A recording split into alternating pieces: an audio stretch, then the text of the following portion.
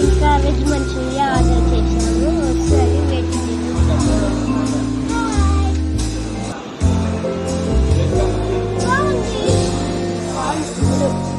Next అయితే మనం బేకరీకి వెళ్ళాం. ఇక్కడ ఏమున్నాయో చూద్దాం. అంకుల్ ఏ ఐటమ్స్ లేదన్నారని మేము ఆడుకొని వేరే షాప్కి వెళ్ళిపోయినాం.